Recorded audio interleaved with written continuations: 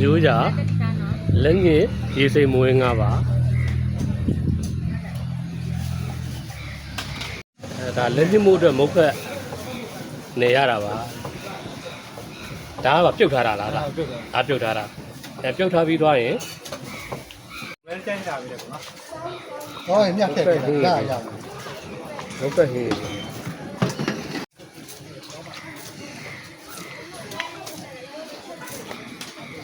ဒါလေးကဘူးစီကြော်ပါဘူးစီကြော်ပါဒါလေးကဘယ်မှာနဲ့ချက်ဘယ်ပေါင်းနဲ့ချက်သွန်ကြော်ပါဟုတ်မော်လမြိုင်ဝင်းကားတွေအများအပြည့်ပဲမုတ်ကအချင်းရဲ့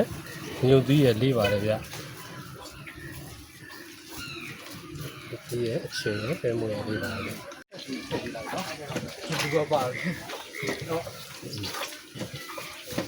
တဘောကြကြပါတဘောကြကြပြီးတော့ဟုတ်ကဲ့လေးပေါ့နော်ဒါလေးနှစ်ပြီးသားမုတ်ဖက်လေးပါဗျဆိုတော့ဒီရွှဲရွှဲဆူဆူလေးပါမုတ်ဖက်အနေနဲ့6တာတော့မတွေ့ရဘူးဟောပါတယ်ဒါလေးကတော့ပုံတော့ခောက်ဆွဲမုတ်ဖက်လေးပါပုံတော့ခောက်ဆွဲရင်းနဲ့စားပါမယ်လို့ပြောပါတယ်မော်လမြိုင်ဒလေးဖြစ်တဲ့အတွက်ကြောင့်ဦးစီနဲ့ပဲတီပဲမပေါက်ဒါလေးတွေလည်းသူတို့လိုစားလို့ရပါတယ်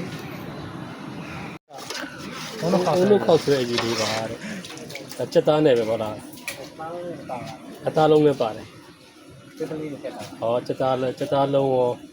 ချက်သားလုံးပါချက်သားလေးဟောချက်သားရယ်သူကချက်သားရယ်ဘဲဥရယ်ထည့်ထားတယ်ချက်သွန်လေးချင်းတို့လိုထည့်ထားလို့ရပါတယ်ဟုတ်ကဲ့ဟုတ်တယ်နေခံနော်ပါဆယ်ရပါပြီတပွဲကို2000ပါဗျစားကြည့်ပါဦးမယ်